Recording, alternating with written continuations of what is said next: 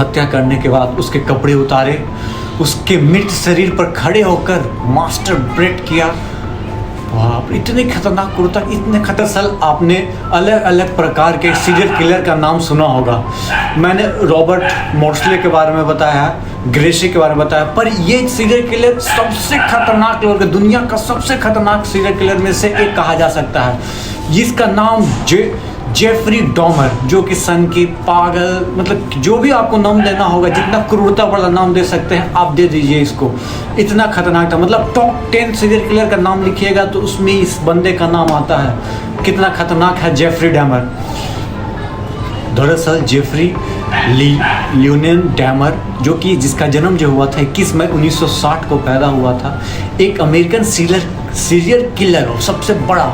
उनकी कहानी बड़े ही भयानक और दिलचस्प है, लेकिन पहले हम आपको उनके बचपन की यादें से शुरू करते हैं। दरअसल उनका फैमिली जो था, पेरेंट्स जो थे, बहुत मतलब कि आपस में लड़ाई झगड़ा करते रहते थे, मतलब कुछ बनती नहीं थी।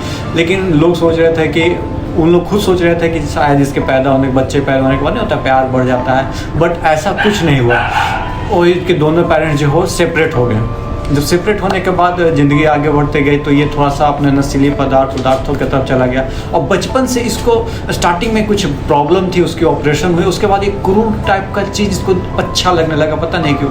इसके पिताजी हालांकि जैसे कि एनिमल के डेड एनिमल को लाते थे, कुछ अपना जो काम थे, क्या बोलते हैं उसको, वो काम हम क्या करते थे, और इसको इसमें दिलचस्पी आने लगा। इसकी घटना आगे बढ़ते कि 14 साल तक ये क्या बोलते हैं, बहुत बड़ा शराबी अल्कोहलिस्ट, मतलब नहीं बोलते हैं, बड़ा लेवल पे नशेड़ी बनकर।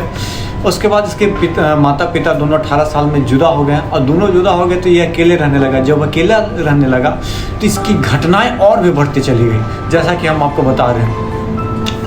बहुत ही अकेला तन्हा हुआ। उनकी फैमिली लाइफ में काफ़ी समस्याएं थी। जब वो टीनेजर था तब उनके मन में कुछ अजीब ख्याल आने लगा। वो एनिमल को मारने के लिए रुझान महसूस करने लगा। इससे उनका व्यक्तित्व और भी अजीब हो गया। ये वो समय था जब वो अपने आप को कंट्रोल करने में असमर्थ महसूस हुआ। इतना खतरनाक एडिक्शन इसको हो गया, इतना खतरनाक इसको प्लेजर मिलता था। दरअसल इसकी कहानी शुरुआत होती है 1978 में। 1978 में उसने पहली बार एक शख्स का खून किया था। डामर को स्टीवन, जिसका खून किया था उसका नाम था स्टीवन हिक्स नाम का एक लड़का पसंद आया। दरअसल इसको जो है ना, अट्रैक्शन जो है फीमेल के वजह मेल में ज़्यादा अट्रैक्शन होने लगी थी जेफरी डैमर को। तो एक लड़का उसको पसंद आता है जो उसे एक रॉक कंसर्ट के पास मिला था। उसने लड़के को अपने घर बियर पे बुलाया और वो मान गया। कुछ बियर के बाद स्टीवन ने कहा वो घर जाना चाहता है, लेकिन डामर ऐसा नहीं चाहता था। जी हाँ, कुछ देर पार्टी वार्टी होने के बाद, कुछ सेक्सुअल टॉक होने के बाद उसको लगा कि नहीं, अब मेरे को घर जाना चाहिए, लेकिन ऐसा नहीं, डामर नहीं चाहता था। तो उसने 4.5 किलो के डंबल से उसके सिर पर वार कर हत्या कर दी। लड़के की मौत के बाद डामर ने उसके हत्या करने के बाद, सन की देखिएगा, क्रूरता सुनिएगा पूरा, हत्या करने के बाद उसके कपड़े उतारे, उसके मृत शरीर पर खड़े होकर मास्टरबेट किया। बाप, इतने खतरनाक क्रूरता, इतने खतरनाक साइकोलॉजिकल, मतलब समझ रहे हो आप कितने खतरनाक लेवल का उसका सोच होगा, जो कि डेड बॉडी के सामने मास्टरबेट कर रहा है। इट्स रियली, मतलब क्या बोले आपको, बड़ा खतरनाक लेवल का गुंडा। वैसे गुंडा मवाली तो कम होता है, सन की सीरियल किलर और टॉप 10 का सीरियल किलर ऐसा ही होते हैं, इस तरह का। इसके बाद उसने स्टीवन के शरीर को टुकड़े कर उसके कचरे के थैली में भर कर रखा था, जिस तरह से श्रद्धा केस का आपने देखा होगा। 1978 से 1991 तक जेफरी ने 17 लड़कों को मारा था। इनमें से कुछ तो सिर्फ 14 साल के बच्चे थे। लोगों को मारने के बाद उसकी निशानी भी जमा करता था। बताया जाता है वो ज़्यादातर अश्वेत, एशियन, लैटिन आदमियों को अपना शिकार बनाया करता था। डामर अपने विक्टिम को ज़्यादातर गे, बार, मॉल, बस स्टॉप से चुनता था। इस पे जो है 3 फिल्में भी बन चुकी है दोस्तों, अलग अलग डायरेक्टर के द्वारा, कुछ नेटफ्लिक्स पे भी रिलीज हुई, आप जाकर देख सकते हो।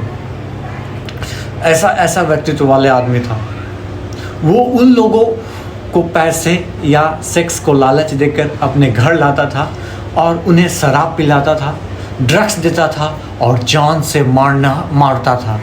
विक्टिम को मरने के बाद उसके मृत शरीर के साथ सेक्स करता था और फिर उसके शरीर को टुकड़े टुकड़े कर देता था।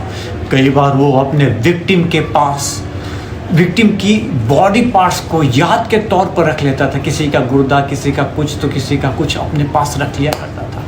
इस तरह का मतलब कि आपने फिल्में भी देखी होगी बहुत सारा, बॉलीवुड में या टॉलीवुड में या कहीं बनती हो, पर इस खतरनाक सीरियल किलर के ऊपर बनना चाहिए एकदम खतरनाक। इससे बड़ा खतरनाक सीरियल किलर तो मैंने आज तक नहीं सुना, मैंने बहुत सुना पर बाप बड़ा खतरनाक। चलिए आपको कैसा लग रहा वीडियो? जो अच्छा लग रहा हो तो प्लीज़ चैनल को लाइक शेयर सब्सक्राइब जरूर कीजिएगा। इसमें सेक्स को सिर के याद के तौर पर रख लेता था। इसने सेक्स को सिर या प्राइवेट पार्ट शामिल था, किसी का सिर तो किसी का प्राइवेट पार्ट शामिल होते थे। लोगों के हड्डियां को वह 57 गैलन के एक ड्रम में नष्ट करता था। 57 गैलन नष्ट करता था। उससे स्पेशल सबूत मिटाने के लिए काम किया करता था। मर्डर के दौरान जेफरी डामर अपने विक्टिम के फोटोज भी खींचता था। बताइए, यह फ़ोटो ज़्यादातर उसके ड्रेसिंग टेबल फ्रीज़र में रखी थी।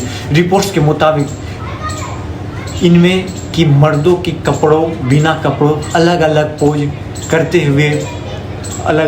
करते हुए शरीर के अंगों को अलग किए हुए फ़ोटो शामिल थी। बताया जाता है कि जेफरी विक्टिम के मृत बॉडी को सेक्सुअल पोजीशन में रख के उसकी तस्वीर खींचता था। आप समझ सकते हो, इतनी खतरनाक, इतनी क्रूर, इतनी मतलब कि निर्लज, पता नहीं कौन सा इसको क्या बोलते हैं, नशा छाया था, पता नहीं साल। नेटफ्लिक्स के शो के मुताबिक वो अपने ऐसी यादें बनाए रखता था और कंपनी के लिए करता था। कुछ एक बंदा था, उसको मैं बता रहा हूँ, 19 साल का बंदा था। उसकी खोपड़ी में छेद करके HCl क्लोराइड, मतलब उसका नाम था इरोल लिंडसोय, कुछ इस टाइप में था।